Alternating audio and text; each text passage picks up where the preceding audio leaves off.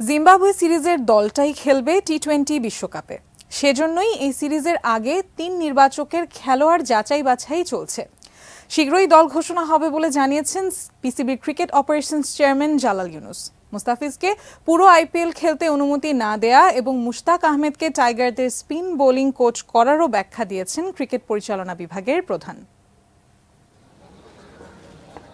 ভিত্তিহীন গুঞ্জন উড়িয়ে দিয়ে ছুটি শেষে রোববারই বাংলাদেশে পা রাখবেন টাইগারদের কোচ চন্ডিকা হাথুরুসিংহে।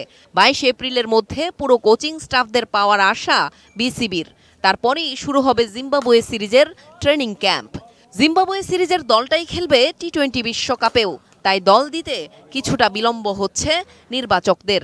জিম্বাবুয়ের টিমটা দেওয়া মানে হচ্ছে it will be followed by world cup team, so it is very important.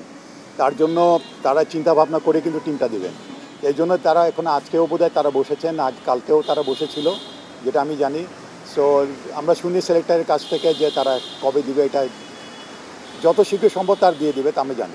টাইগারদের নতুন স্পিন বোলিং কোচ পাকিস্তানি কিংবদন্তি মুশতাক আহমেদও দলের সাথে যোগ দেবেন জিম্বাবুয়ে সিরিজের আগেই। টি-20 বিশ্বকাপ পর্যন্ত দায়িত্ব দেয়া হলেও মুশতাকের সাথে দীর্ঘমেয়াদী চুক্তির পরিকল্পনা আছে বিসিবির। তার অধীনে বেশি লেগ স্পিনার উঠিয়ে আনার লক্ষ্য বোর্ডের। মুশতাক আহমেদ আমাদের থাকা অবস্থাতে যাতে আমরা আরও আমাদের দেশে যদি আনাচে কানাচে কোনো যদি লেগ স্পিনার ভালো থাকে, এখন যারা এক্সপোজারটা পায়নি তাকে দিয়ে যদি আমরা এই ট্যালেন্ট মানে স্পিনার হান্টটা যদি করতে পারি, আমাদের জন্য খুবই ভালো হবে। জিম্বাবুয়ে সিরিজের আগেই মুস্তাফিজকেও দেশে ফেরাচ্ছে বোর্ড। বিশ্বের নাম্বার 1 ফ্র্যাঞ্চাইজি ক্রিকেট টুর্নামেন্ট থেকে ফিজের শেখার কিছু নেই, এমন ভাবনা থেকেই তাকে পুরো আইপিএলের জন্য ছুটি দেয়নি বোর্ড।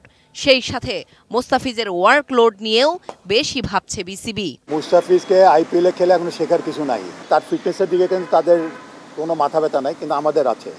আমরা মুস্তাফিজকে এখানে ব্যাক করানোর কারণটা খালি জিম্বাবুয়ে সিরিজে খেলানোর জন্য না, আমরা জিম্বাবুয়ে সিরিজে তাকে ওয়ার্কলোড দিয়ে আমরা খেলাবো। বিশ্বকাপ চলাকালীন খেলার মধ্যে থাকবেন লাল বলের ক্রিকেটাররাও। ইন্ডিয়ার সাথে খেলা আছে, সাউথ আফ্রিকার সাথে খেলা আছে, তো এই জন্যই আমরা একটা প্রোগ্রাম চক আউট করছি যাতে আমাদের রেড বলের প্লেয়ার যারা থাকবে এখানে তাদের নিয়ে যাতে কাজ করা যায়।